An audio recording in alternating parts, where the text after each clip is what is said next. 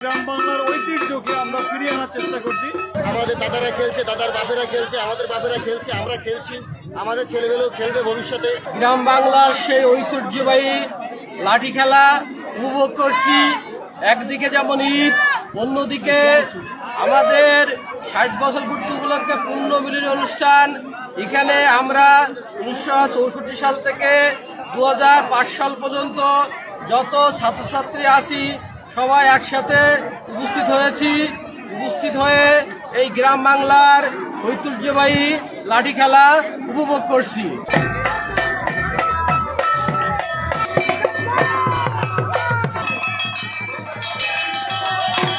এটা আমার প্রথম দেখা লাঠি খেলা। তো লাঠি খেলা আমাদের গ্রাম বাংলার ঐতিহ্যের একটা অংশ। আমি এখানে দেখছি, খুবই ভালো লাগছে। আর অনেক অনেক মানুষ, সব মিলায় মনে হচ্ছে অনেক সুন্দর একটা আয়োজন এটা।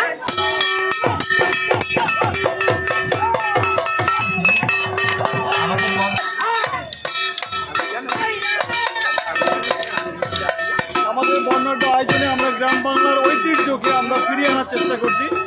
এভাবে লাঠি খেলা, পালচিনা এবং আরও অনেক যে গ্রামীণ খেলাগুলো আছে সেই গ্রামীণ খেলাগুলোকে আমরা গ্রামীণ অবকাঠামোতে আমরা এটাকে আরও পরিস্ফুটিতভাবে সামনের দিকে নিয়ে চলি। এবং গ্রাম বাংলার ঐতিহ্যকে যদি আমরা বুকে লালন করতে পারি তাহলে আমরাই প্রকৃত বাঙালি এবং আমরা বাঙালি আমরা নিজেদেরকে গর্বিত বলে মনে করি।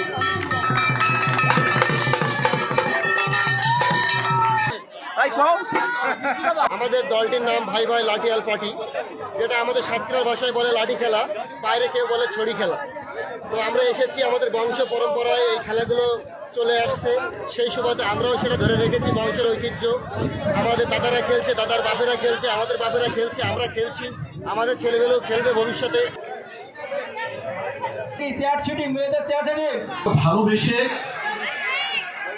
তাকে কিছু দিয়ে যান, শুধু পৃথিবীতে আসলাম আর চলে গেলাম সেটা যেন না হয়। আমরা যেন কিছু দিতে পারি, আমরা যেন দেওয়ার মন মানসিকতা রাখি। শিক্ষা দীক্ষা, জ্ঞান বিজ্ঞান চর্চায়, গবেষণায় প্রত্যেকটি স্থানে আমরা যেন ছাপ রেখে যেতে পারি। আমি এখানে 6 জানুয়ারি 2025 সালে জয়েন করার পর থেকে আমি বলেছিলাম শ্রীউলা, স্বপ্নালী, দরগাপুর, বড়দল, কারাকাটি, প্রতাপনগর থেকে এই 11টি ইউনিয়নে বিচরণ করেছি। আমি প্রত্যেকটি অঞ্চলে গিয়েছি।